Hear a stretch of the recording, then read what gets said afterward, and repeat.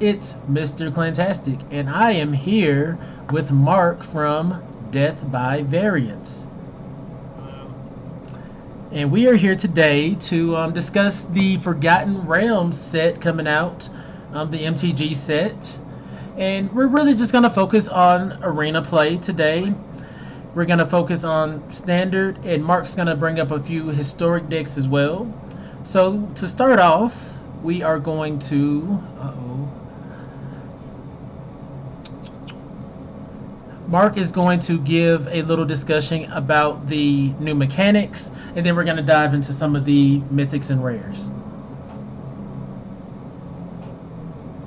Right. So the first mechanic, I'm sure a lot of you have read about it already, is the dungeons.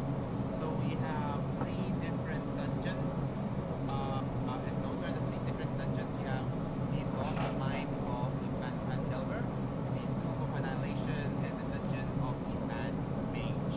So these dungeons are, they're not cards that go into your deck. They are essentially just tokens.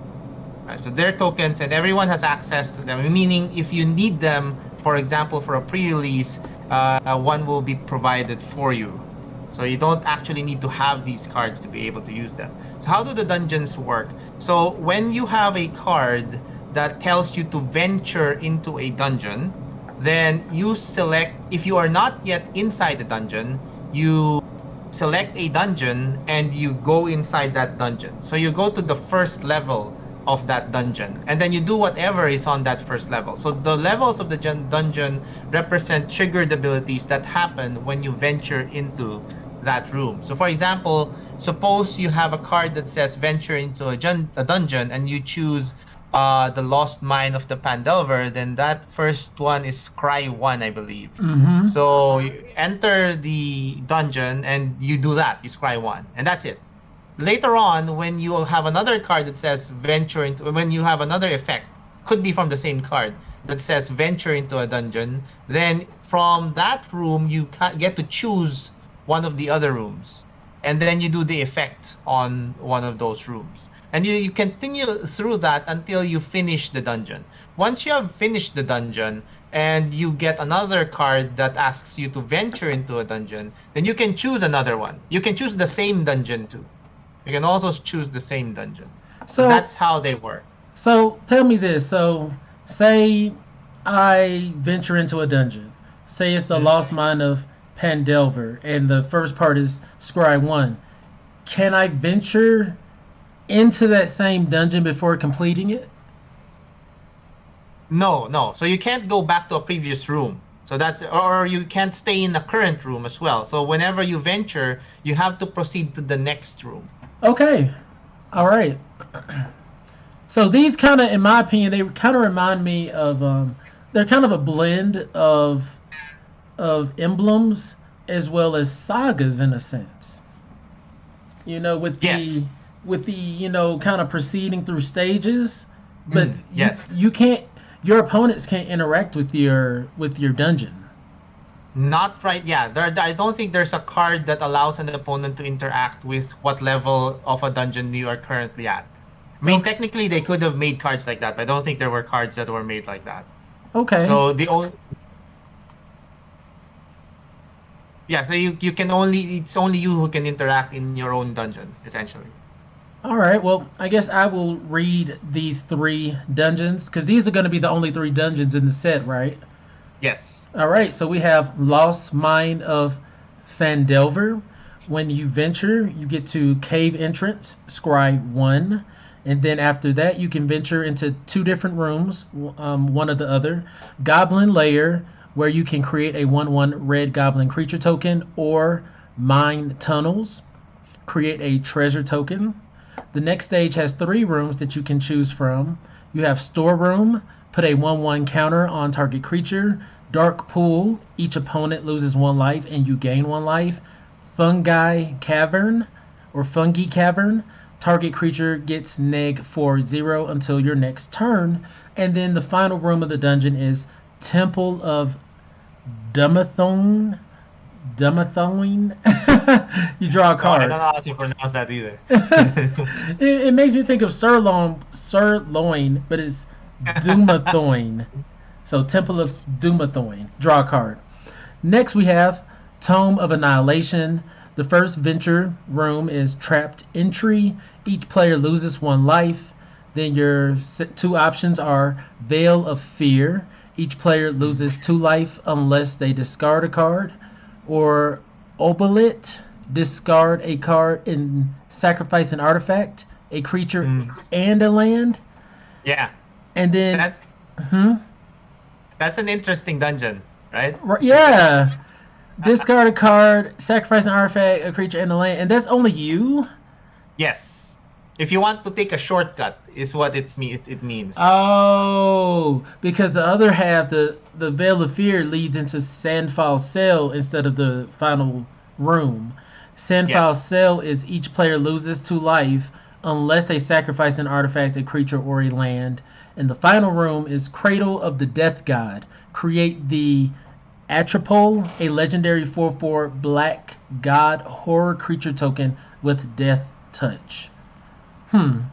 And we'll discuss these after we're done, like reading the last one. So the last one is Dungeon of the Mad Mage, and this is kind of a complex dungeon. Mm. You start off in Yawning Portal, where you can gain one life, and then you can only move to one room after that. Dungeon level, you get to scry one. Then it splits into two rooms. On the left side is Goblin Bazaar. Create a treasure token. I love treasures. On the right side is Twisted Caverns. Target creature can't attack until your next turn. Okay. Those both lead into Lost Level, where you get to scry two. And then on the left you have Runestone Caverns. Exile the top two cards of your library. You may play them. Okay. Not for free, but you can play them. On the Mm. right, you have Muriel's Graveyard. Create two 1/1 black skeleton creature tokens. Both rooms lead into Deep Mines, where you can scry three. And the final room is Mad Wizard's Lair. Draw three cards and reveal them. You may cast one of them without paying its mana cost. That was a mouthful. So what are you thinking? What are you thinking, Mark? What's your favorite? The Tomb of Annihilation seems to be the best one for me. Okay. Uh, I think, I mean, for limited, any of them would be good. I guess it depends on how many venture cards you have. The best payoff is probably the Dungeon of the Mad Mage when we're talking about limited. Like if all your cards do venture, then probably you want to do that. But the Tomb of Annihilation has applications in constructed. Particularly Death Shadow, which we haven't seen actually make a dent in historic. I mean, the card is there, the deck isn't. But Okay. this one, yeah, I mean, it's not putting up any good results in historic. I think, like if based on what I've seen from the past months. But this can push it forward if there are good venture cards. Because if you can venture with relatively low cost, then all of these things in the Tomb of Annihilation actually help Death Shadow. Okay. Because you want to lose life, right? As a Death Shadow player, you want to lose life. So you can go through the long route, and each time you lose life, it actually just makes your Death Shadows bigger. So while punishing your opponent, because for them losing life is probably not a good idea. So Yes. Okay. yeah, so it's not that the penalties of the Tomb of Annihilation is not symmetric for a Death Shadow player. Like if you're, and maybe it's not just for a Death Shadow player, any deck that wants to be losing life, Okay. and there are decks that want to be losing life, uh, will benefit from the Tomb of Annihilation. But Okay. that's only if there are venture cards that are constructed worthy. So And I do, think there are. now, do you feel that Venture on its own is going to produce? Well, we haven't gone through the cards yet, but just looking at the dungeons, do you think there's a chance that people might build a whole deck around just trying to complete these ventures, these People dungeons? will, but I don't think that they'll be competitive. I Okay. don't think so. Because the biggest upside is Dungeon of the Mind Mage, but how many ventures do you need to get to that last part? You My need geez. 1, 2, 3, 4, 5, 6, 7. That's 7 triggers. Yeah, so you need 7 times to venture. There are some cards that allow you to venture multiple times, like or at least once each turn, like once every time a creature attacks, you can venture. But I don't think it's reliable enough to reach that payoff. And that payoff isn't win the game. It's just a huge advantage. It's You, not game winning. you have to venture through basically what 7 rooms to draw 3 cards and play one for free. So, Yeah. that's a big investment. But I mean, the dungeons are cool. I like them. I think they're interesting, and I can't wait Mm, to see them in play. mm. And even in standard, like if it can, in standard, if you can find venture cards that just kind of already support your strat, these aren't going to hurt you at all. Especially if you choose the appropriate one. So I'm, Yes. I'm I'm really excited to see how they play out. So moving on from the dungeons and venture mechanic, we have flavor. I'm gonna kind of just skip the dragons and the ampersands. It won't go as star. Yeah, we're just gonna go straight to the flavor words, and Mark explained this elegantly Yeah, so, earlier. so the flavor words aren't really a mechanic per se. So the flavor words are supposed to be like you can find these on the cards and they look like mechanics, right? So for example, you can see I can't read. Let me. What's that card? Which one, the red or the blue one? The red one. So I could. Plundering Barbarian, 3 drop, Dwarf Barbarian. It has Smash the Chest and Pry It Open. Okay. Okay, so like smash the chest is something I guess we should have, well, these are the examples that we have here, but those actually represent things that are known to people who play Dungeons and Dragons. And so many of these are abilities of creatures in Dungeons and Dragons. So for example, we'll probably come across these. So for example, for the green dragon, this is one of the uncommons in the set. So the green dragon has flying and then poison breath. So the actual green dragon that you can find in the monster manual of Dungeons and Dragons would have poison breath. So that would be one of its Oh, abilities. So, but of course, they don't want to give a functional mechanic for each of those abilities because there are literally thousands of abilities of different creatures. So they're just in order to reconcile that and to give people that flavor, then they're using that as flavor words. So you can see that flavor ability. Uh, you only see that for that particular creature. Like you won't see it. It's not a formal ability that we're going to see later. Like poison breath isn't going to be a regular thing. But okay. for this set, you see a lot of flavor words, mainly in order to show the connection of these cards to Forgotten Realms. And if you do play Dungeons and Dragons, many of these flavor words are going to resonate with you because these are the same words that you play with, that Okay. you encounter in Dungeons and Dragons. I think it's interesting. Personally, I don't see why they couldn't have kept them as kind of keywords, or key phrases maybe for the future. They didn't have to call them keywords, but it is going to be really cool for the D&D players to see these um, key these flavor words and kind of have them resonate with the game. I have a buddy of mine planning a D&D campaign right now, and so Mm. he's really excited about this set and everything, and I would love to get into it more. So this might be an opportunity to kind of bring the two cultures together a little bit more. All right. So next we have the dice roll, which has been a very hot controversy if you're in the any of the Yes. MTG arena groups on any platform, pretty much. Roll a d20. Mark, do you want to go into those? Yeah, it's fairly simple. It's just roll a d20. So there will be cards that will ask you to roll a d20. And since we basically live on Arena, Arena will do that for us. So it's not an issue. The But if you're roller is playing broken. paper, But if you are playing paper and you go to a pre-release, then the pre-release kit will contain an actual D20, which, as many have pointed out, is different from a spin down life counter. So Mm-hmm. let's not get into the difference. It's just that there will be D20s and you can roll them. You must roll the D20s at your pre-release.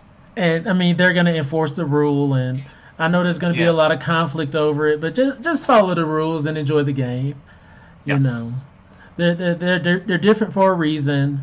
You know, and what's your page name? Death by variance. Variance Mm-hmm.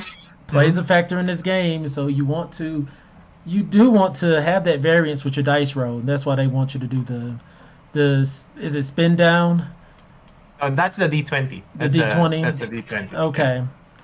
And so next, I think this is the last bit that we'll have for just kind of going over the mechanics, and that is classes, which is another form, in my opinion, another form of a saga. And Mark, I'll let you wrap that part up It, too. it looks like a saga, right? But it's not really a saga. They look like a saga. Hmm. Although art wise, I think it's reverse. If you look at the sagas, the art is on the right side, the right? Yeah. Right? If you look at a saga, the art is on the right side, the text is on the left side. So in order to change that up a bit, they reversed it. Okay. Right? Yeah. Yes. Yes. Yes. For the sagas, the text is on the left side, the art is on the right hand side. Okay. Right? So Oh, it's okay. reversed. I see. And Mm. instead, and these aren't automatic progressions through the stages. Yes. Like they don't First happen one is automatic. free. Yeah. Oh, So the first one is free. I mean, it's not free because you have to cast the spell. So once you cast the spell, you get that enchantment and you gain that first level. Uh, when you pay the cost for the second level, then you gain whatever is there in the second level. And then when you pay the cost for the next level, then you gain the. I think all of them have 3 levels. I haven't checked, but I think all of them have 3 levels. So these are not sagas in the sense that once you've finished the third level, you don't lose the card, so it stays in play. So and can I reactivate? Can I go back to level two? you can make that payment again, I think, but it does nothing. Oh, So it won't do anything. I'm okay. not I'm not sure about that actually. I mean I'm sure it will do nothing, but I don't know if you can play it again. I don't. From what I'm seeing from the rules, you can't, and you Okay, can't you jump can't. from level one to level three either. So you can't skip levels. Okay, so you can't play that. Okay, yeah. So I'm pretty like I was thinking if you can, it still won't do anything. Okay. So I guess they made it clear that you just can't. So yeah, so you can't uh pay a level repeatedly, but that's fine. Uh, but you can, so those do uh, uh, stack, meaning if you have more than one warlock class, it's not a legendary enchantment, right? So Okay. you can have, I don't think it says, so you can have 2 warlock classes in play. You can play another one, and you're level 1 in one, level 2 in the other. Then later on, you're level 2 in both. I think that works. Oh, okay. So these are going to be Yeah. interesting. I guess we can evaluate those when we kind of. Well, this is uncommon. We're pretty much just going to go over mythics and rares from what I understand for today, and we might come back for uncommons and commons at a later date. Mm. All right. So those are the new mechanics from Forgotten Realms, and we're about to jump right into some spoilers. The full set is up and ready. And so me and Mark, like I said in the beginning, are here to discuss, if they might impact standard or historic, and whatnot. So I'll start off with, I guess, Grandmaster of Flowers here. I think that's an interesting card. Let's see if it pulls up. Here we go. So, Grandmaster of Flowers is a 4-drop, 2 generic, 2 white legendary planeswalker whose name is Ba Amut.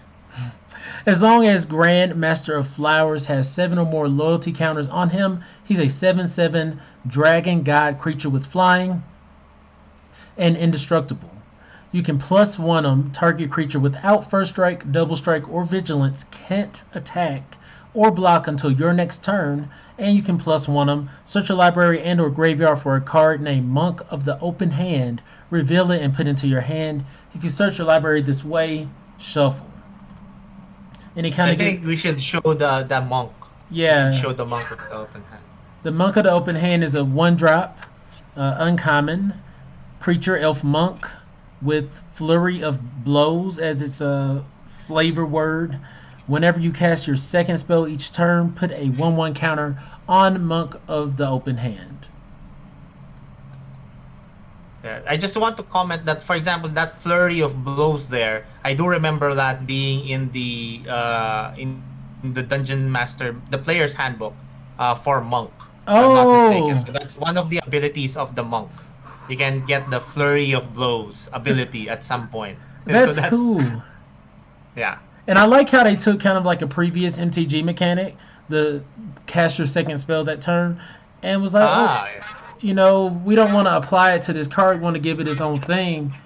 This reminds us of this. We're gonna make it flurry of blows. So I kind of like that. I really like this Planeswalker overall. Um, 4-drop in white. That's not asking for a lot. And also, it can become a 7/7 dragon god creature with flying and indestructible. Yes, please.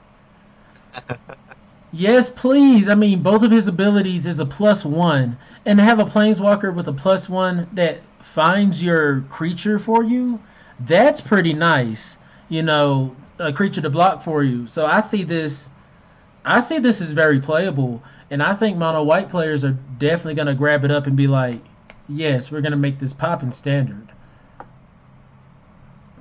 Yeah, I think that's reasonable. I think at the very least, it's a good sideboard card if mono white comes up against any control deck. Although in standard right now, I don't think we have a true control deck. The Sultai control is really ramp. It's Yeah. really Sultai ultimatum. So it's not really. This won't be very good against that since it tries to go over the top. Mm-hmm. But if a true control deck does emerge, this is a very good counter to it. Just because it generates you a lot of value and becomes a huge dragon afterwards. The other +1 ability is actually also relevant because it helps the card protect itself. Yeah. So yeah, maybe nah. I mean, I was thinking like maybe it would be good as a control card, but not really because in order for it to be good, I mean, you will have to have those monks in your deck, and if you're a control deck, you probably don't want those monks in your deck.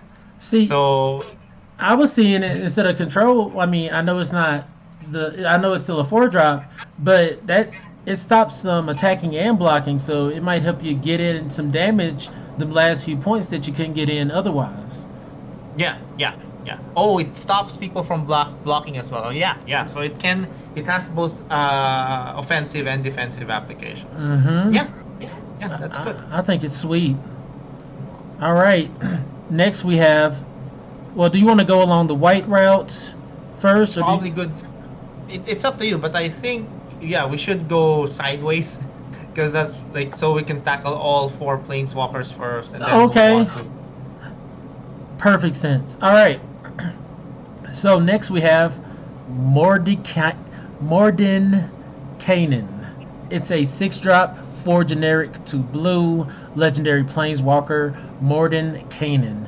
+2, draw 2 cards, then put a card from your hand on the bottom of your library. I like that. It doesn't make you discard.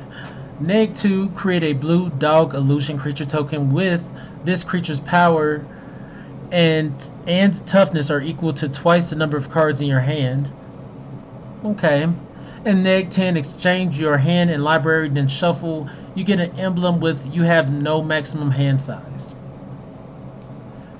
As a standard player, I'm not a fan of this. I'm not excited, even if it's a mythic. Yeah, it's not. I mean, the only application I see for it right now is it's another Sultai ultimatum target. But right now, in that case, it's competing with Liliana. Mm. So Sultai has Liliana, right, as an ultimatum target. So this can be well, it can also compete, I guess, with uh other targets like the Kiora's, what was that? The Kior Sea God. The Cure Best to See Guide enchantment. Kiora Beast is a Sea God. Yeah, it can also compete with that. But see, the interesting thing here is that yeah, it's only relevant if you pair it with Vorinclex. Okay. Oh, Because but all right, so if you they're pair not it on with the right part of the Vorinclex, curve because they're both six. They're both 6 mana. no, You're no, go. I mean from an ultimatum. Like from an Okay. ultimatum, you can get Vorinclex, Mordenkainen, and Liliana. Right? Okay. So they're going to give you Mordenkainen and Liliana because uh otherwise they just lose if they give you uh Liliana and Vorinclex. They just lose there because you ultimate Liliana. Now, if they give you Mordenkainen and Vorinclex, you ultimate Mordenkainen. But that actually is also pretty good, I guess. I mean, Because then it's not horrible, but it's not game winning. it is I mean, it's not game winning that turn, but if you do get to untap, then that means that you're holding your entire library in your hand. So you pretty much can do anything. And if you did that via an ultimatum, then that means that you have at least 7 lands in play. So you can definitely cast another ultimatum in your next turn. So that's there's that. Okay. But yeah, so the alternative is because currently that play is essentially Tybalt, Liliana, and Vorinclex. So the other play is still Tybalt, Liliana, and Vorinclex. And right in that situation, they will always give you Liliana and Tybalt unless Mm. they will always give you Liliana and Tybalt unless they can kill Vorinclex. So if I'm comparing Liliana and Tybalt versus Liliana and Mordenkainen, and that time you can't ultimate, it will come down as normal. I I guess I'm not sure because Tybalt kills something of the opponent. Mordenkainen can create something. It can create that Dog. blue dog illusion. So, but I would still prefer Tybalt. I would still prefer because usually when you do that, you want to kill stuff It, because you want to kill stuff to survive, right? And the dog probably won't be like you need to be able to block with the dog. And that opens you to removal. Like if they have creature removal, especially in game one, they can remove the dog and just kill your walkers. Now I am happy. I will give it a little bit of props. Now I'm not a fan of the card, but typically these kind of generated illusion tokens, if you target it, it disappears. This one Yeah, but has this a one doesn't, right? it Yeah, does this one doesn't. it doesn't disappear, and not only that, it's double the amount of cards in your hand. So if you're able to get that dog out and neg, and you're holding, let's say 40 cards in hand, you have an 80/80 for Yeah, whatever yeah, reason. yes. So I mean, it's interesting, but maybe more for like commander or something. I don't know. Hmm. But for standard, I'm not really. If someone pops this off in standard, I'd be very surprised. Hmm. All right. Now this is one of the first walkers that was presented. This is Loth Spider Queen in black. 3 drop, 5 drop, 3 generic, 2 black, legendary planeswalker Loth. Whenever a creature you Hmm. control dies, put a loyalty counter on Loth Spider Queen. It's all it's getting to the point now where you kind of need to have these passive abilities to raise the value of the walker. You can zero it, draw a card, you lose 1 life. Neg 3, create two 1/1 black spider creature tokens with menace and reach. And neg 8, you get an emblem with whenever an opponent is dealt damage by one or more creatures you control. If that player lost less than 8 life this turn, they lose life equal to the difference. So I'm guessing you could deal 1 point of damage with a creature, and they'll take 7 more. Do 7 more. Yeah, Yes. that's cool. I like this. I like this a lot. Yes.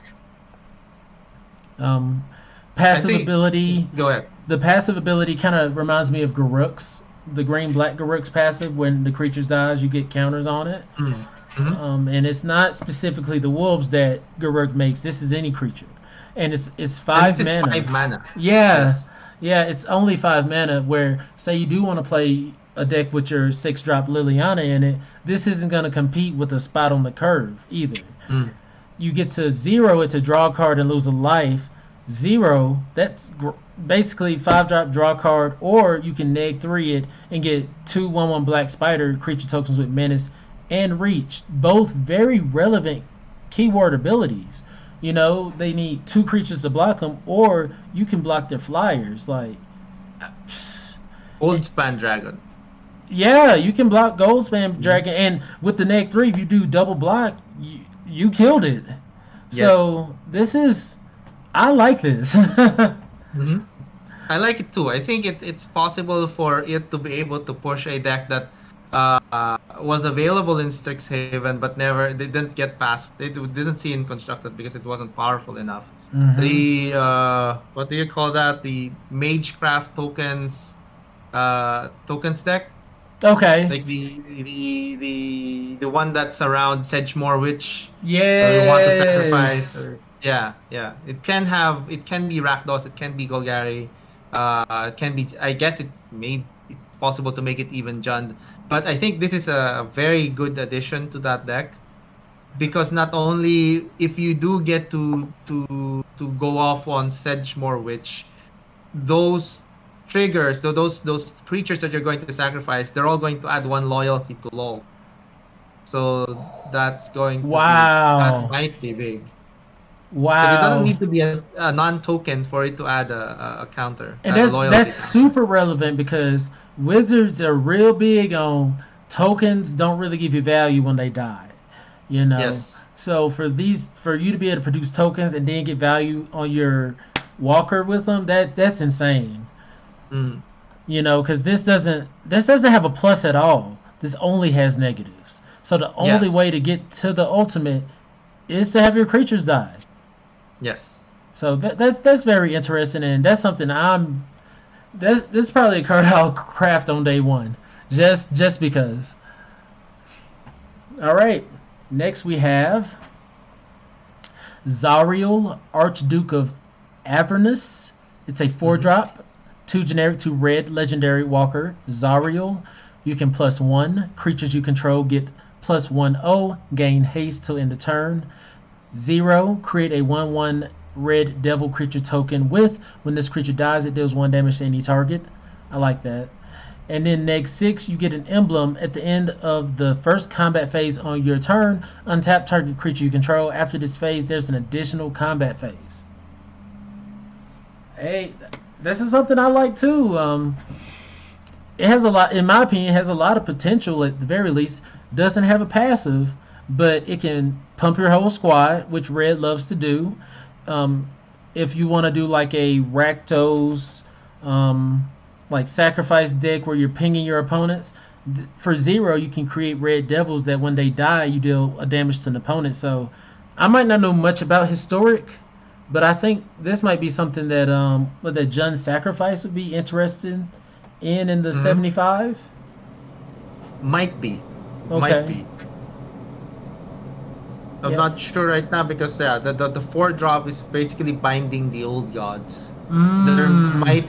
There might be a slot available for this, but it basically it occupies the same slot that some people used to put Chandra in. If you Okay. don't want to, yeah. So if you compare Chandra to this one, it's kind of, I think Chandra is still more powerful. But in standard, I think, like, again, if LoL can push sacrifice decks back to relevance, then, like, if you have a Rakdos deck, right? If that becomes relevant again, both of these cards may be good in that deck. Yeah, they both produce creatures, Mm-hmm. relevant creatures at that, and they're not competing on the curve with each other. 4 drop into 5 drop. So I guess we'll just see with that one. And the next 6 isn't bad either. I mean, it comes out as a 4. You plus it twice, and you get an emblem that gives you double combat.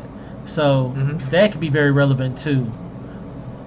Yes. Although that second combat, you only have one creature. You'll probably only have just one creature attacking, Mm, because those that you tapped in the first combat will remain tapped. so that's kind of a setback. It's kind of a setback. Yeah, I mean, unless you have a bomb flyer or something. I think its main application is that it's a constant source of tokens.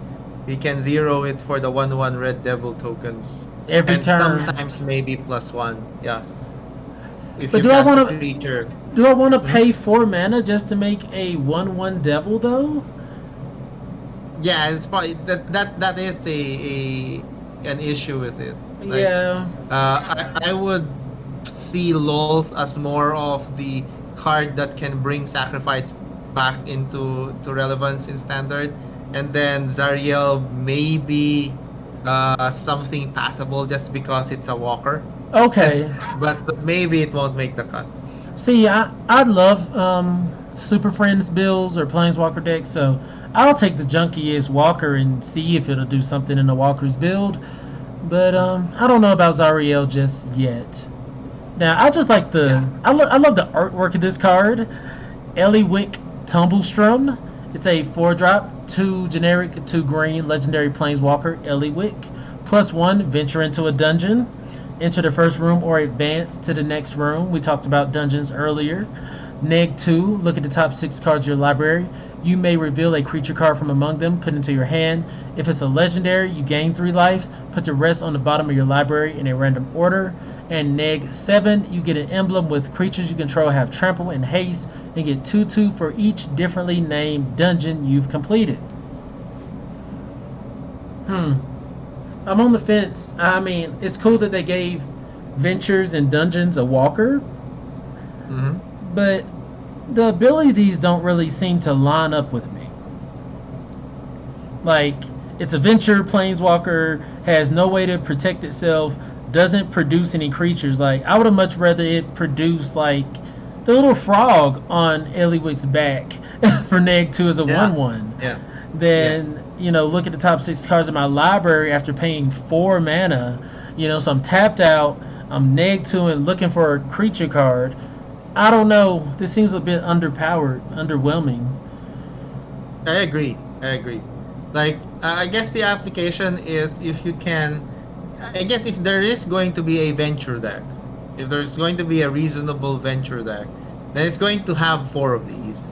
But otherwise, I don't think that this has any reasonable application in standard or in historic.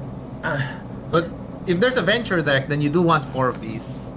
like, I would have, even if it would have said maybe like venture once and then venture again as a +1. I would have been like, okay, it's pumping you through your dungeon faster. But this just seems to be kind of a dud. It doesn't even have a passive ability. You know, Hmm. I love the artwork. I'm sure if I looked into the lore, the character might be cool, but as a playable card, mm-mm. Oh no. Yeah, the idea of making you venture twice is interesting. I wonder, like, if they consider that and then consider that too powerful.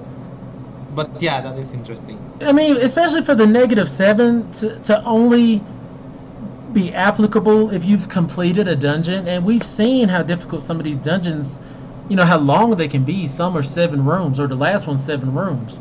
So Hmm. we'll just have to see. Next, we have Yeah. a line of dragons for each color. Were you gonna Mhm. say something, Mark? No, I was just going to say you do get all the bonuses except the +2/+2. Okay. So you still keep all the rest of the bonuses, but you only get Yeah, plus the two. haste and the trample. Okay. All right. I overlooked that. All right. Next, we have Icing Death Frost Tyrant. So I, so I've been playing a game called Outward with my buddy, and in the world of Outward, they have not Yetis, Wendigos, And Mm-hmm. this is exactly what they look like. They're in their cavern, it's freezing cold, and they're just difficult to deal with. So it's kind of cool to see this really, really cool artwork here. So Icing Death Frost Tyrant is a 4 drop, 2 generic, 2 white, legendary creature, dragon, flying and vigilance. When Icing Death Frost Tyrant dies, create Icing Death Frost Tongue, a legendary white and equipment artifact token with equipped creature gets +2/0, and whenever equipped creature attacks, tap target creature defending player controls and equip 2. That was a mouthful. Mm-hmm. What do you think, Mark? I think it's. I mean, it's great in limited. I mean, it's a 4 drop for 4/3 flying vigilance. Awesome bomb in limited. Plus, when it dies, it becomes an equipment.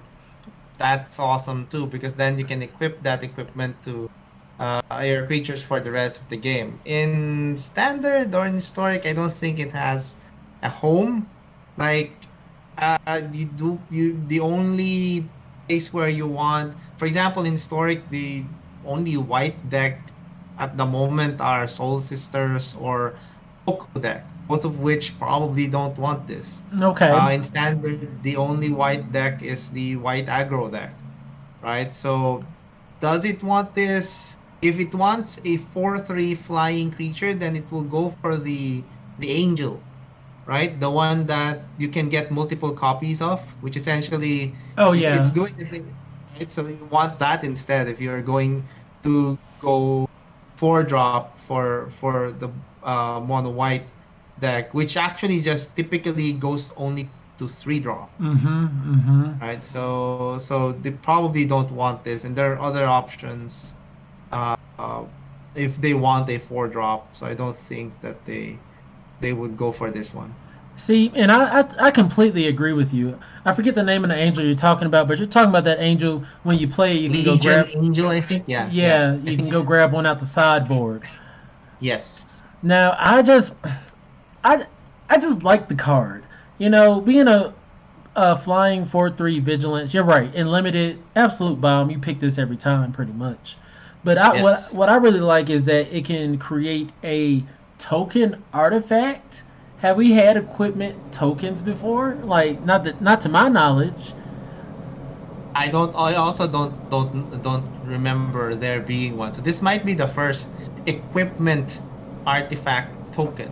I think that's Might very be. interesting because say this dies, you get your frost tongue. Say you have a way to get it back from the yard, it dies again, you get another frost tongue or whatever. Like I know it's slow and clunky, but I It's my, legendary. The Frost Tongue is legendary. So if you can't get oh, multiples of it. my fun wizards. I thought I really feel like they've been playing it a little safe recently after all the backlash with like OP cards and abilities. But sometimes I'm like let loose a little bit. So yeah, I doubt we'll see this in standard at all, and probably not historic, but still cool to me that it makes that artifact equipment token. Next, we have a word I cannot pronounce. Emrith Desert Doom, a 5 drop dragon in blue, 3 generic, 2 blue, legendary creature dragon with flying. Emrith Desert Doom has Ward 4 as long as it's untapped. A lot of people like Ward.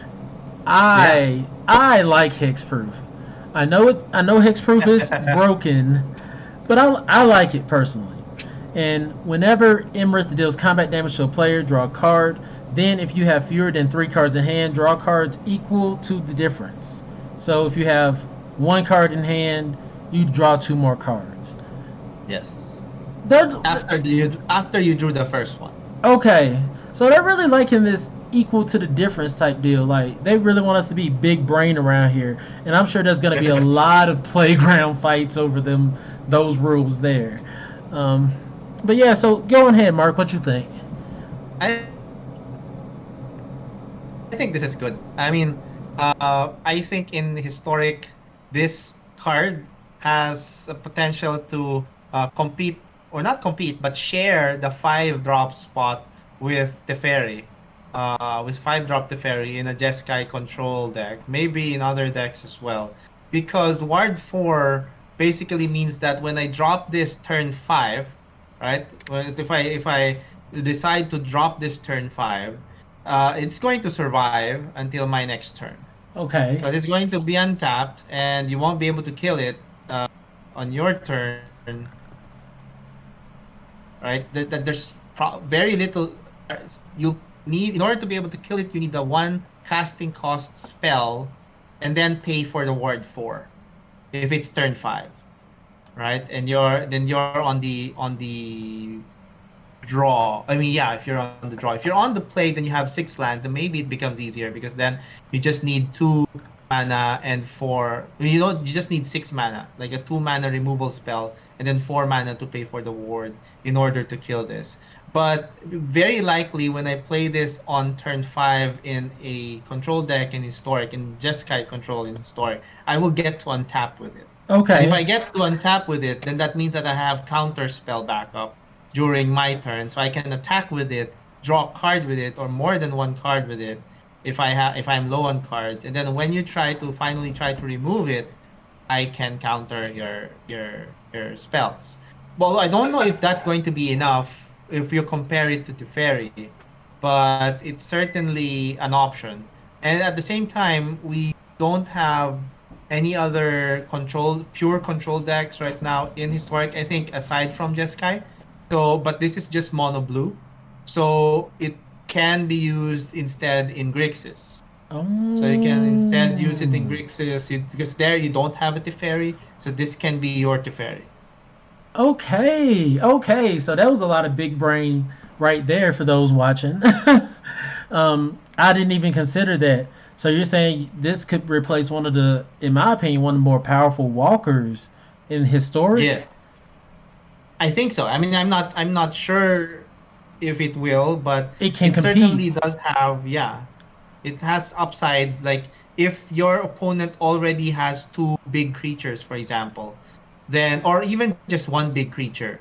Like if you want to use Teferi as removal, essentially, if you want to use Teferi as removal on turn 5, then it kind of feels bad because you drop Teferi, you remove the creature, like, and you don't remove it, you just shuffle it. I mean, you just put it on the back into the library, second card from the top, and then Teferi dies the next turn, and then right, so and then you're back to where you started.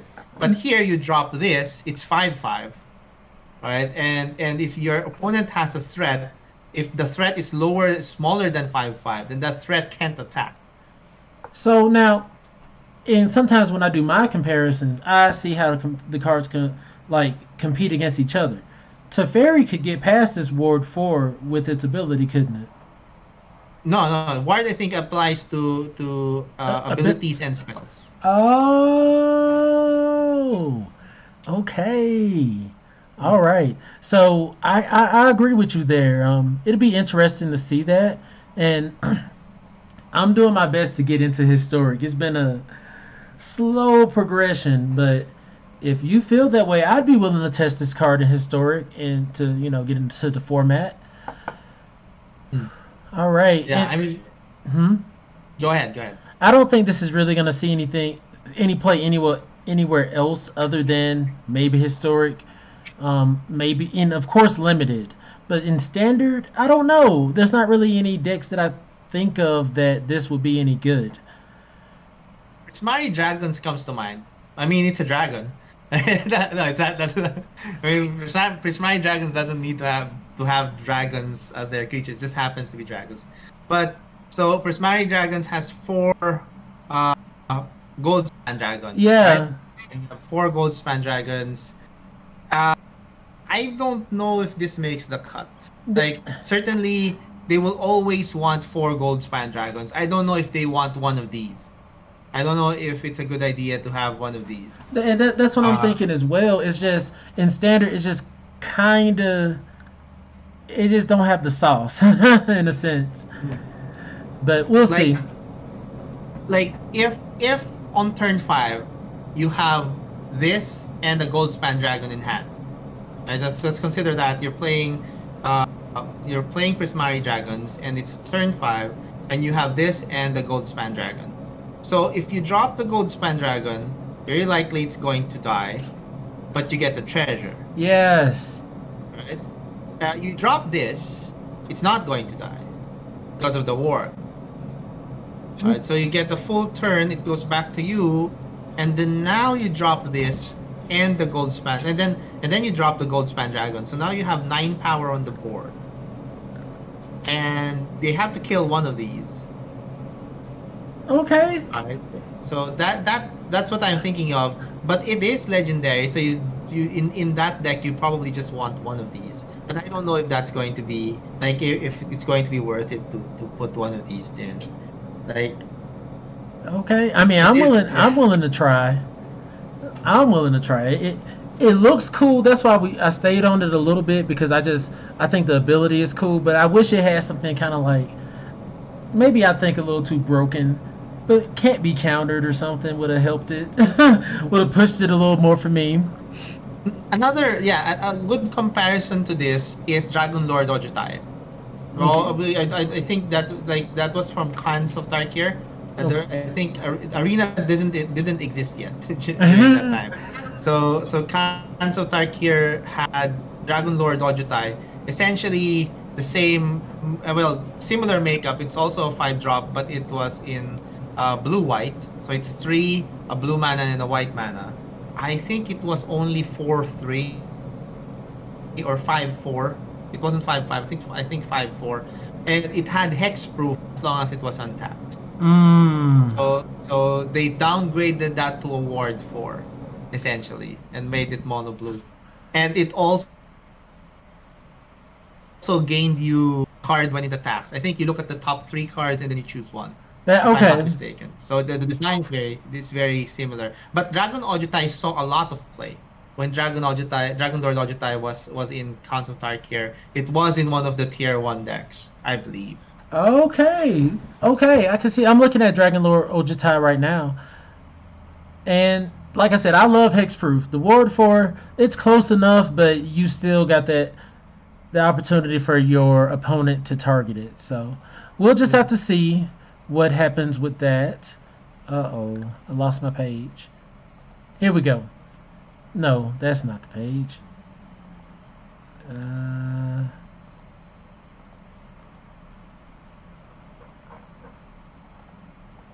Here we go.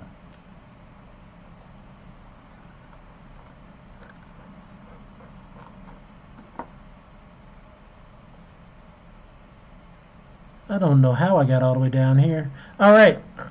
Next we have Ebon Dracolic, a 4-drop, 2 generic, 2 black legendary creature zombie dragon with flash.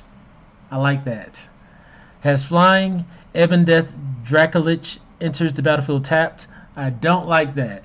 You may cast Ebon Dracolic from your graveyard if a creature not named Ebon Dracolic died this turn. Okay, I like this. It's only a 5/2. Um, so I already know limited. I would definitely play it. Flash, Oh flying, yeah. and it can come back from the graveyard when another creature dies. And it doesn't matter who owns the creature who dies, or who controls the creature who dies. Oh my goodness. Yeah. Yeah, this is pretty powerful to me. Yes, I think so too. You know, I don't know what else to say about it. It's recursive, evasive. I mean, flash. It's like they wanted to make cool dragons, and it was like, let's just dump all the coolness into this dragon here. Did you have anything you wanted to say with this dragon? Yeah, I think it has applications in both standard and historic. In standard, again, going back to whether this will breathe new life into the sacrifice decks. I Mm-hmm. think this is yeah, like this, and then Lolth uh does bring up a lot of possibilities for sacrifice decks. For Jund, sacrifice in particular in historic, this is awesome because you can sacrifice. Although it does make you it will make you not have your companion, because Jund has that companion, and what I forgot the Jagantha? name of the. Yeah, Giganta. And Mm-hmm. the Giganta prevents you from having this in your deck, like because it's double black. But I think it's worth it to get rid of Giganta for this one. Maybe it's worth it to get rid of Giganta for this one in your main deck. Because essentially this if you have cat, oven, and this. So every turn, if this dies, you can just sacrifice the cat to your oven and then play this back. That's Because in, the cat will die. Right? that's So insane. So it's just recursive. It's yes. oh man. So cat, oven, and this will outgrind your opponent. So You know the Jun players are just drooling right now, just like oh my uh, god. Oh man, and I would even I don't know where yet. I like to brew a lot, but this is definitely a dragon that I will be trying to play somewhere. hmm. If we can make a Rakdos deck pop, I would not complain. All right, let's see here. It's taking me all the way to the bottom of these pages for some reason. Sometimes it does that. The Mythic Spoiler page does that. Okay, so next we went over. Oh, we didn't go over all the dragons. We got two more dragons. We Yes. got Inferno of the Star Mounts, a 6 drop, 4 generic, 2 red legendary creature dragon. This spell can't be countered. It has flying and haste, and it has an ability, the fire breathing ability. Pay a red. Hmm. Inferno of the Star Mounts gets 1-0 until end of turn. When its power becomes 20 this way, Inferno of the Star Mounts deal 20 damage to any target. What'd you say, Mark? No, that's it's just funny that ability. Yeah, I Because mean, like if its power is 20 and it's attacking, isn't it going to kill the well, I guess if there's a blocker, right? If it, there's a blocker then it doesn't do anything. It doesn't have trample. if it So I think about it for I think about it more so for like I guess commander maybe. mm, You know, you got multiple players or whatnot, and maybe you don't want to swing this and like not have defense or something. But you're right. By the time you pump this up to a freaking 20, you know you'd think your opponent would be dead. Um, I like that it can't be countered. I like that it has yeah. haste. I don't like that it's Yeah. 6 mana. I think that's fair. I think the casting cost is very fair for because you compare it to Vorinclex, for example, right? So Vorinclex is also 6 mana, has haste, has doesn't have flying but has trample. Uh, so but that one can be countered. Oh, Vorinclex can be countered. This one can't be countered. you're right. And can't be countered. Like I mentioned, that's the kind of ability I was looking for on the blue dragon. Like can't be countered. That would have been very nice. But right here, I just feel like, that's expensive. Where do you think this could fit? Mm, it's certainly a sideboard card. Like these can't be countered spells are very good sideboard cards. Like I would in yeah, I mean in Jeskai Control in Historic, this is a pretty sweet sideboard card. Okay. I think. Yeah. Because you cast this, you kill the opponent's Teferi. Right? You Okay. can't counter it. It's You an can't counter it, you can't uncounterable kill it. 6/6 for 6 with flying and haste. Yeah. Okay. Okay. So I guess after seeing that Black Dragon, I was a little hype over the cheaper mana cost and the recursiveness. But there's a lot of power behind this card as well. Hmm. Let's see. And the last dragon I think is Old Gnawbone. It is a 7 mana 2/5. No, yeah, 5 generic 2 green legendary creature dragon with flying. Whenever a creature you control deals combat damage to a player, create that many treasure tokens. Hmm. I wish this What? had haste. Oh man, now you're sounding like me, wanting to add powerful abilities to already powerful cards. No, I wish it had haste and then they just made it cost more because then I would like it as an ultimatum target. Mmm. Because I mean, it deals damage one time to a player. You first off you're dealing 7 damage to the player, but then to get Mm. 7 treasures off of that, that's insane. Yeah, but you have to cast it first. It's seven. It's 7 mana. Yeah. Yeah. That's ultimatum mana. You said it's ultimatum mana. But so this wouldn't really go in the ultimatum deck then, because it doesn't touch down and do anything. Yes. What about limited? I mean, sometimes limited, even though they're mythic, limited might not even play them because of the cost. Um, that's true. I mean, for limited seven is kind of steep, but I think this one is still worth it. Like Okay. 7 for 7/7 is still okay, but especially with that ability. Like, although I guess yeah, in limited that ability at that stage of the game might not be very relevant, is it? Because what's going to happen is that in order for this to be good, you have to be able to attack with it. Then it makes you 7 treasures, so you don't have any mana problems anymore for the rest of the game. But it's turn 7 because you have 7 lands. Do you really have any mana problems? And you were able to cast this, so you have 7 lands. So probably don't have any mana problems. That's So what I'm. probably not. Yeah, yeah. So it's just a basically at mythic level, it's a 7/7 flyer. Yeah. That's basically it. Yes, you're right. The ability doesn't really add anything substantial at that point, I think. So yeah, maybe like if you need a finisher in limited, this is still okay. But if you have other 5 drops, other 6 drops, maybe you can pass on this. And that's gonna blow some people's minds because some people in limited, especially, they think, oh, mythic or rare. It's like, okay, gotta play it. But that one, you gotta just consider what you're trying to do. A 7/7 isn't the worst thing in limited, but I'm sure there might be other exciting things. So Mm. that was it on the dragons. I say for today, because this is taking quite a while. Let's try to wrap up the mythics, and then we can try to Yeah. tackle the rares another day. Yes. Yes. Okay, so we got about about one more row of mythics and the Book of Vile Darkness. So Yes. let's go on to the Book of Exalted Deeds. Oh Three, yeah, I like that one. yeah, you mentioned that earlier. 3 white legendary artifact. At the beginning of your end step, if you gain 3 or more life this turn, create a 3/3 white angel creature token with flying.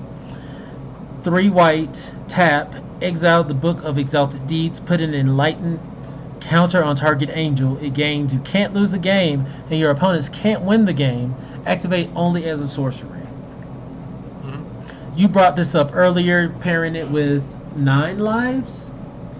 With Faceless Haven and then 9 lives. I mean, with Faceless, you pair it with Faceless Haven, and a lot of people have already brought that up. But I think it can be very good in the 9 lives deck. So we know that the 9 lives deck plays 9 lives and oh no, it can't. It doesn't really work so well because it's a Nombo with 9 lives and Solemnity. Because Mm, 9 lives and Solemnity will prevent you from. So it could be an entirely different deck that doesn't have 9 lives and Solemnity.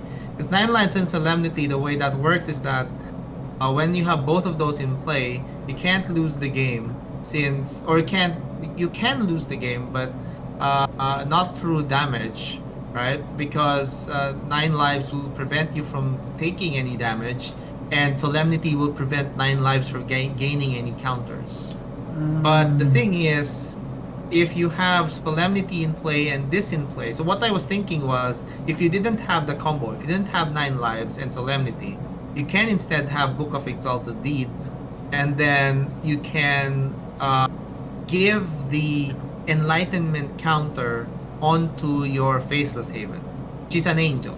I mean, okay. it's every creature type. So you can give it to your land, Oh. right? And chances are your opponents can't destroy your land. Well, chances are they could, but most decks probably can't. And so that would mean that you can't lose the game and your opponents can't win the game for the rest of the game. Yeah. Okay. Right. See, I But if didn't realize the Faceless Haven was every creature type. I kind of overlooked that fact. mm, So that's what people were pointing out. And the problem is that if you have solemnity, you can't put counters on things, Okay. right? So if you, the right, let me read solemnity just to be sure. Yeah, solemnity says players can't get counters. Counters can't be put on artifacts, features, enchantments, or lands. Yeah. So you cannot put your an enlightenment counter on your faceless haven if you have solemnity in play. Although if Okay. you don't have solemnity in play yet, then you can do that. So basically, what Nine Lives is all about is basically preventing yourself from losing and then casting some win condition at some point, like approach of the second sun That's or what I was something. thinking. That's exactly what I was thinking. Was like just running that. Um, we don't have what's that Walker name that usually stops? Gideon. Yeah, we don't have Gideon in historic, do we? The 3-drop one We that. do, we do, we do. We have that particular Gideon, the one Oh, where if you get a Gideon emblem, you can't lose the game and your opponents can't win the game as long as you control a Gideon. no, that Gideon and Approach of the Second Sun was in standard at the same time. That was kind of ridiculous. Oh yeah, yeah, I remember that one. Oh Yeah. man, that's what I was playing. That was very fun. So we got Book of the of Exalted Deeds. I don't know if I would run. I'm probably not gonna run this unlimited. It's kind of scary. Um, these cards that if you did something this turn or whatnot, sometimes puts me off because it's not going to trigger as much as you think it might trigger. And even if you build your whole deck around it in limited, for instance, you might not find it till late in the game. This isn't going to do anything to your opponent immediately. Um, I, even though it's mythic, I wouldn't first pick it in limited myself. Yeah, I don't think it's a. I don't think it's a. I don't think it's a first pick unless. Well, it can be a good pick if there's a life gain theme in white for this set. I haven't well, to find that out. We have to look through the the white cards to see how many of them actually gain people life. Yeah, because But yeah, you're right. You drop this and you're able to gain 3 life a couple turns. You then essentially made 2/3/3 angels. Um, yeah, that's enough. If you can make 2/3/3 angels reliably from this, that's more than enough for a card that costs 3 mana, you're I think. But you're right. yeah, We'd have to see the rest of the cards and see if it would have to pretty much be a common way to like a common card for cheap to continuously get you the 3 life or maybe I mean yes, you could always have life linkers too, you know. yeah, yeah. That's if there is a life gain component in white for this limited setup, then maybe it's okay. But I don't think so. I don't Uh, think we do have a lot of gain life we'll in white. see. See already that's taking too much thought to really compose Mm. mentally. All right, let's see here. Next we have Demilic. I hope Mm-hmm. I'm saying that right. It's 4 blue. It's a creature skeleton wizard. The spell costs 1 blue less to cast for each instant and sorcery you've cast this turn. And that's really specific because usually they make it 1 generic less to cast or 2 generic less to cast, but this is blue specifically because it's a 4 blue mana creature.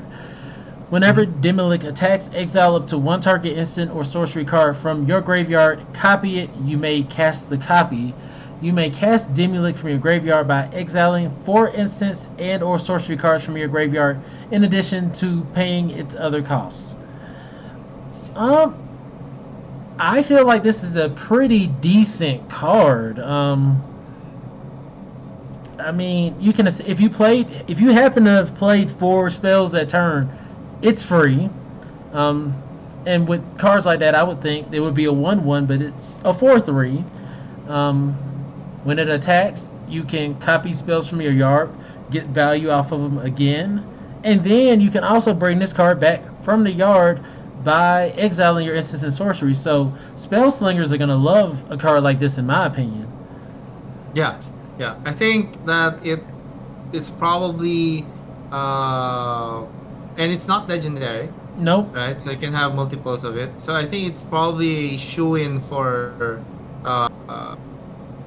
Phoenix, or Yep. Phoenix decks in Historic would Mm-hmm. really want this. Because you can pretty much use your red mana to pay for the blue mana and then get effects from the spells that you were casting, right? Because if you have say three spells or two spells and two blue mana, two red spells and two blue mana, so you can cast your two instants or sorceries like Fate, and you can use Fateless Looting to put this in the yard as well if you don't need it yet, and then return it back at some later point. So that could be interesting. And it seems is you can pay that reduced cost from the yard. So if it's in the yard Yes, and you've played spells that turn, it reduces the cost still, right? yes, it does. It does. That's insane. Like, I wonder how do they balance these mythics? Because you'll see one mythic and you're like, oh, okay, that's okay, and then you'll see another one and you're like, well, that has multiple applications. It's not about being overpowered, but just different players can probably see this same card and be like, okay, I can use it in this way, and I think that kind of raises the power level a bit too. Yes, and I think in other formats this can be even more powerful. Like even in older formats where we have free spells like Manamorphose or Gut Shot. So Because that a free reduces spell is the gonna trigger this as well. So if you're casting a bunch yes, of, oh my goodness, yes. yeah, I think this is gonna be a little gem here. Demi Lake looking really good, Demi-licious. That's good. All right. What do we have next? This is foreign language. Acerak, Lord of Undeath. Oh Three, yeah. three black, two generic and a black. Legendary creature, zombie wizard. When Acerak enters the battlefield, if you didn't complete Tome of Annihilation, return Acerak to its owner's hand and venture into the dungeon. When it attacks, for each opponent, create a 2/2 black zombie creature token unless the defending player sacrifices a creature. And it's a 5. Oh, man. So you telling me a 3-drop 5/5? That, Yeah, but it doesn't do anything, right? I mean, when you play it, it just bounces back to your hand. you're right. I mean, this is definitely going to be something that, um, if you didn't venture initially, it stinks. But I like things like Terror of the Peaks. I like abilities like that. And if I have my Terror of the Peaks out of 3-drop, Ah, you yeah, know, yeah, yeah, yeah. a 3-drop 5/5 that bounces back to my hand, yes, I'll take that all day and deal 10 damage to you. And Hmm. also, when it attacks for each opponent, that has commander application. You got, Yeah. three other players playing with you, and your defending player doesn't have a creature to sack. You're making 3/2/2 tokens after the fact and dealing 5 damage to whoever Yes. attacked. So, I I like it. I like it. It probably is not powerful enough because of the restriction, because like you probably want to use this in an aggressive deck, uh because it's a 3 to cast 5/5, right? But Yeah. that's not really a 3 to cast 5/5 because it bounces back to your hand until you've completed the Tomb of Annihilation dungeon. And in order to do that quickly, uh, you'll need to have again a deck that has a lot of these venture cards, Yeah, you're and not I going to don't think complete that it by the time you're never going to have a dungeon complete by turn 3. yes. However, as Pleasant Kenobi has pointed out, and what it was this was posted in the Facebook group. This does have a lot of applications in older formats because, as he pointed out, it does not tell you to venture into the Tomb of Annihilation. It doesn't. It doesn't. It doesn't. Because when I read it the first time, I thought that you're supposed to venture into Tomb of Annihilation, but that's a choice. So you can choose to venture into a different dungeon, Okay. right? So the thing is, it is fairly easy to generate infinite mana in other formats, in older formats, especially when you're casting creatures. So there are a myriad of ways to allow you to cast this for free. So, or for very little cost. And so what happens is that you can essentially never enter the Tomb of Annihilation and instead enter some other dungeon and complete it over and over again. And in one of those dungeons, I think the first one, Pandelver, there's a room where you gain one life, your opponent loses one life. So if you can set it up so that you can cast this over and over again, if you have infinite mana or some discount for creatures that will allow you to recast this over and over again, you can enter that dungeon and complete it over and over again without ever entering the Tomb of Annihilation, and you kill your opponent on that turn. Okay. Oh man. See, this is my first time seeing the card, and that's interesting that there's already kind of Yeah. like a application to use to break dungeons because as MTG players, I think that's what we want to do. We want to take our new toys and we want to like bash them against other people's faces. So Yes.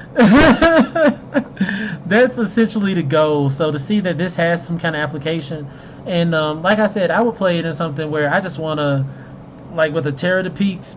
Hey, that's 5 damage to the face for 3. Um, well, the cards was like this. Love Struck Beast was a 3-drop, 5/5.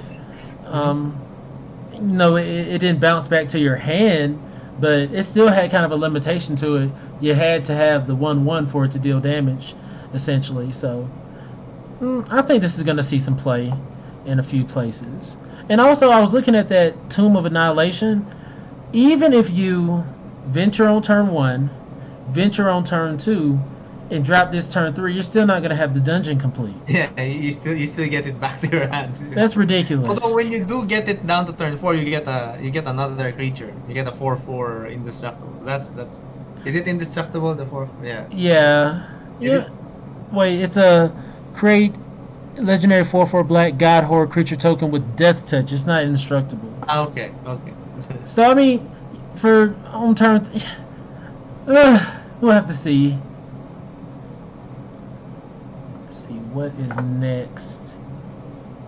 And because we haven't even hit the mythic multicolor cards, that'll probably just be another section on its own. Yeah.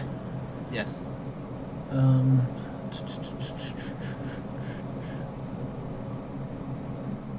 okay, Flame Skull. 3-drop, 1 generic, 2 red, creature skeleton with flying, can't block, has rejuvenation. Is that a key word or a Yeah, that's a flavor. That's a flavor word again. flavor word? Okay, rejuvenation.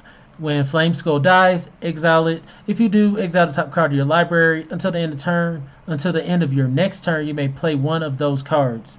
If you cast Flame Skull this way, you can't play the other card, and vice versa. Hmm. I don't. This does not compute to me. Where's the benefit?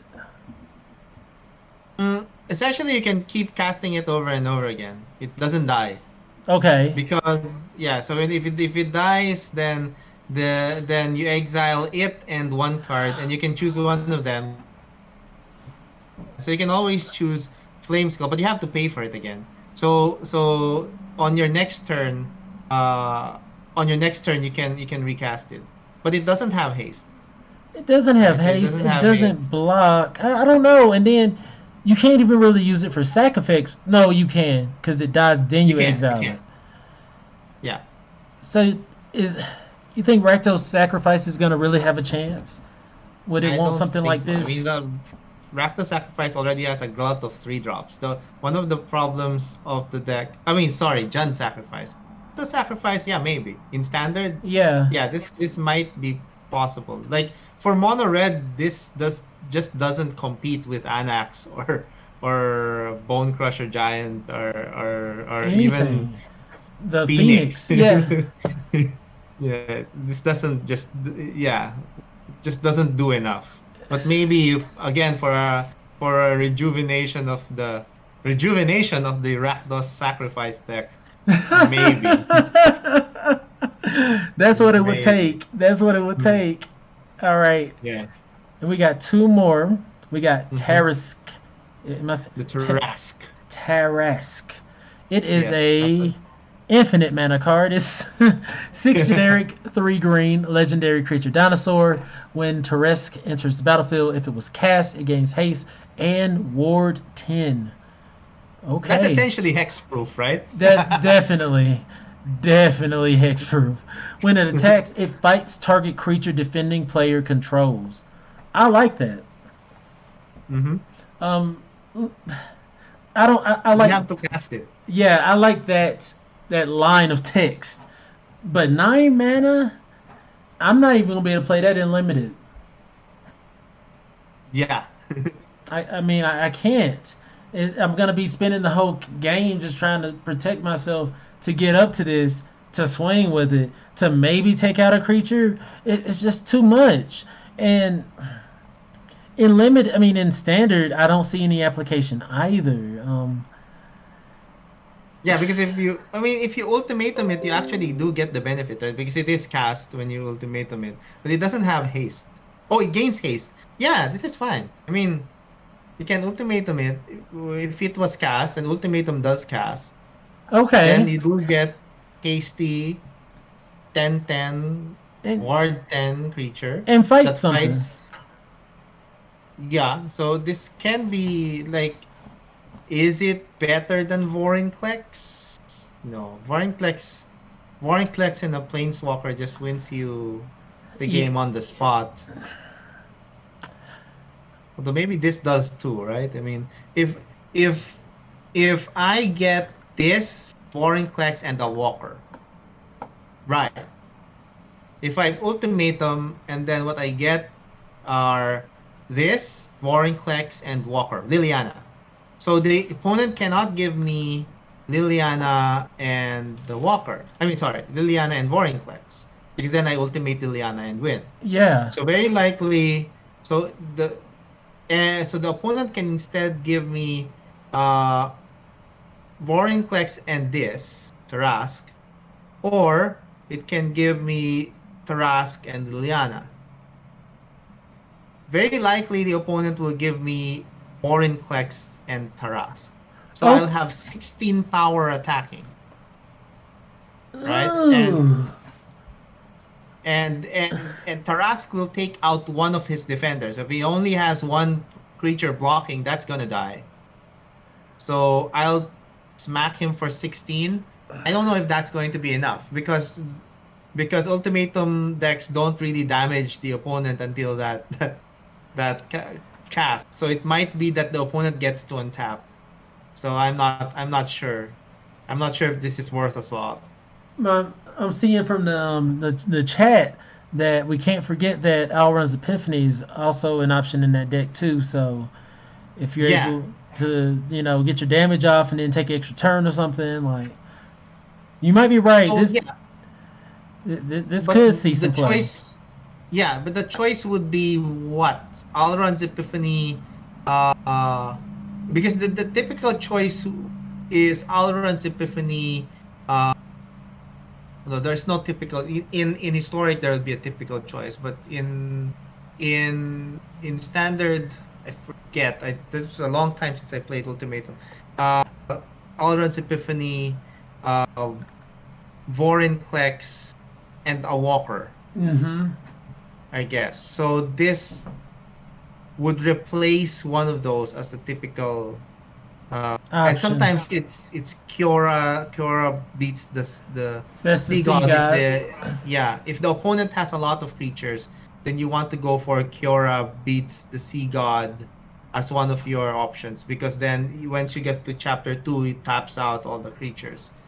Uh, I think this is just going to be something. I think people are going to try it at the very least. I think it's something you yeah. look at. You're like, okay, that looks interesting. It's a high cost. Can I fit it somewhere? Just like you suggested the ultimatum deck.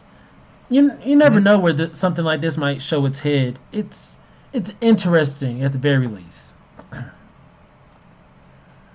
Tarask. Yes, And this. it's an iconic. So there's a lot of history in Tarask. I haven't played a lot of Dungeons and Dragons, but I know Tarask. It is Oh. a huge creature that has like, it's I don't know what level it is. It's a very high level huge creature that, yeah. So a lot of people were somewhat disappointed when it came out, and they say the Wizards didn't make it powerful enough. Like that's not a Tarask. It should be a more powerful creature. But yeah, I mean you have to also consider balance in the game. Like And my thing is, green creatures are. When I think of green creatures, I don't necessarily think of haste. I appreciate it. We got some good ones. We got questing beasts. We got Vorinclex. Now mm, this. What if you want to throw together like a mono green build or something? Everything doesn't have to be completely meta. You might throw together a mono green ramp deck with a few hasty green boys in there. yeah, So yeah. like I said, I think that card will definitely see some play, especially by some die-hard fans. Mm. And we're gonna wrap up with the Book of Vile Darkness. There's not one of these for every color, is there? No, only the two, the Book of Wild Darkness, and then the other one, the Book of Exalted Deeds, which are again artifacts in Dungeons and Dragons. Okay, okay. All right, so the Book of Vile Darkness is 3 black legendary artifact. At the beginning of your end step, if you lost 2 or more life this turn, create a 2/2 black zombie creature token. You can tap, exile Book of Vile Darkness, and artifacts you control named Eye of Vecna and Hand of Vecna. Create Vecna, a legendary 8/8 black zombie god creature token with indestructible. It gains all triggered abilities of the exiled cards. I may at least try to do it. I got to. This is a challenge. Like this is a direct challenge to do this. Yes, Like like create a Vecna deck essentially. yes. I mean, it's not something. Clearly, it's not something that's just broken or just gonna reformat a whole format. But it's just something that you look at and you're like, okay, can I at least do this in a standard game? You know. Someone's at least going to try, right? Yeah, it's someone being me. Yeah. What do you think? I mean, are there other formats this might see some play? I don't know. I mean, this requires two. I don't know how because the payoff isn't even that good. You get what, an 8/8 indestructible god that can be bounced. That can be bounced. Yes.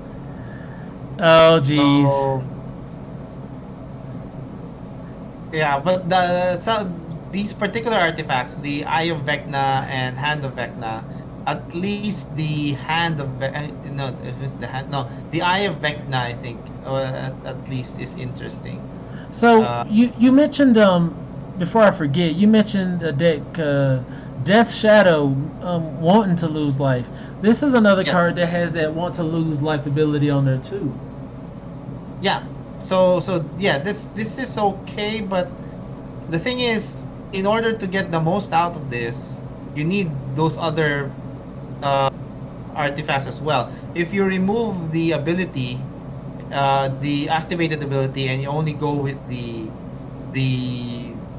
passive ability, the triggered ability, it's not really that good. 'Cause you have to pay 3 black for that effect. Uh, maybe, yeah, I guess in historic, because you have shocklands, you can on turn 3 shock and then play this, and then you get a 2/2. Right? So you can on turn 3 shock play a land, play a shock land. Yeah, That that's means you it. lose 2 life. And then when you cast this, you do get that 2/2. But I don't think that that's good. I mean, then you just paid 3 mana for a 2/2. For So two unless you two. can get, yeah, if you can get more of them, then yeah, maybe.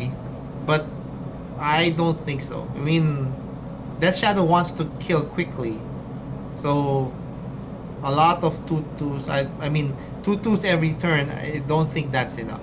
It's not gonna Even add if up you can fast make enough. 2/2s every. Yeah. Okay. Well, from the look of it, that was our last mono-colored mythic card. Mark from Death by Variance. I really appreciate you doing this review with me today. Thank you. Thank you. I appreciate it as well. So This was very fun. if you're watching on my page, be sure to go give Mark at Death by Variance a like on Facebook. Are you on YouTube as well? Yes, yes. Fa- I'm Varian Skills on YouTube. All right, Facebook, YouTube. Just look them up on all the major platforms. I'm guessing Death by Variance. And as always, my name's Mr. Clintastik. You guys have been fantastic, and we'll see you guys next time. All right.